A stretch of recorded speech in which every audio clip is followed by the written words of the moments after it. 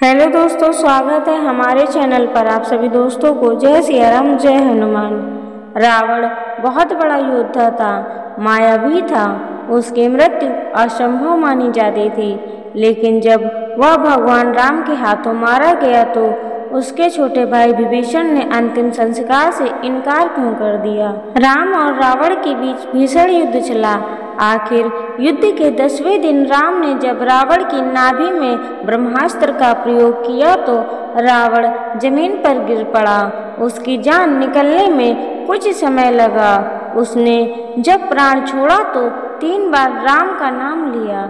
जीवन भर राम को धिक्कारने और ललकारने वाले रावण ने आखिर ये काम क्यों किया।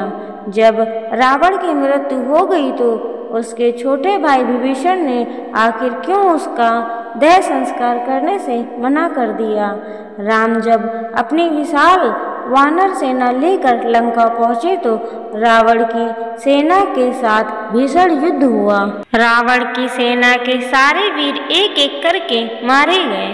आखिर में रावण जब युद्ध में उतरा तो उसे मारना कठिन था, लेकिन 10वें दिन राम ने ब्रह्मास्त्र का इस्तेमाल उसकी अमृत लगी नाभि पर किया तो इस प्रहार को वह संभाल नहीं पाया, सीधे जमीन पर आ गिरा। उसने समझ लिया कि उसका आखिरी समय आ गया है। हालांकि जमीन पर गिरने के बाद उसने धीरे धीरे प्राण छोड़े। अब सवाल था कि मृत्यु के बाद कौन रावण का देह संस्कार करेगा, जो जरूरी भी था। तब वहाँ जीवित भाई के रूप में विभीषण ही बचे थे, जो राम के पक्ष में आ गए थे। राम की ओर से उन्होंने अपने भाई के खिलाफ युद्ध लड़ा था। विभीषण धार्मिक किस्म के व्यक्ति थे। बड़े भाई को पहले तो उन्होंने समझाने की कोशिश की, लेकिन रावण ने जब विभीषण को ही अपमानित करके भगा दिया तो वह राम के पास चले गए। रावण की मृत्यु के बाद जब भगवान राम ने विभीषण से उसका देह संस्कार करने के लिए कहा तो उन्होंने साफ इनकार कर दिया। उनके पास ऐसा करने का ये तर्क था कि उसका बड़ा भाई रावण पापी था, लिहाजा वह ऐसा नहीं कर सकता। तब भगवान राम को विभीषण को समझाना पड़ा कि मृत्यु के साथ ही उस पार्थिव शरीर के पाप भी खत्म हो जाते हैं, लिहाजा अंतिम संस्कार करने में कोई बुराई नहीं। तब विभीषण ने ये बात मान ली। सम्मानपूर्वक रावण का अंतिम संस्कार किया गया। बाद में रावण की प्रमुख पत्नी मंदोदरी ने विधवा जीवन बिताने के बजाय विभीषण से विवाह कर लिया।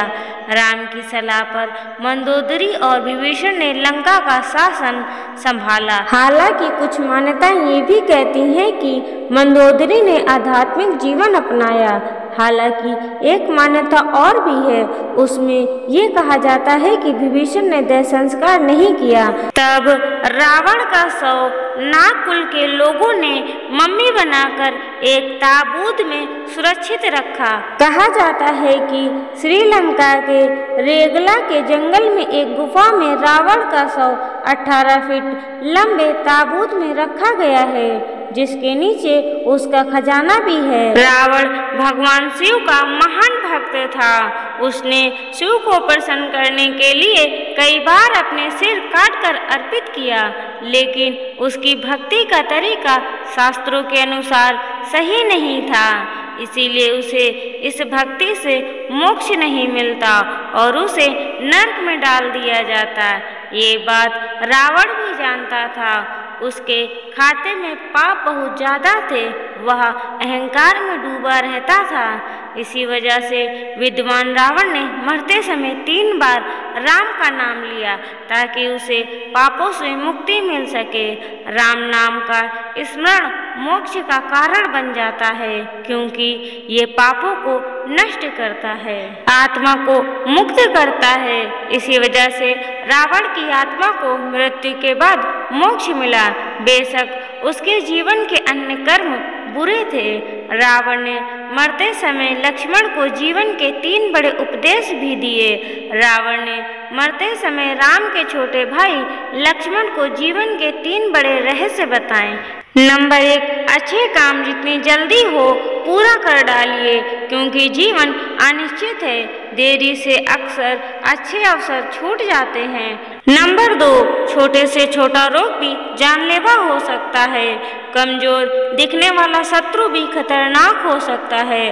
रावण ने राम और उसकी सेना को कम आंका, जो उसकी हार का कारण बना। नंबर 3, जीवन से जुड़े रहस्यों को किसी से भी साझा ना करें, चाहे वह कितना भी प्रिय क्यों ना हो।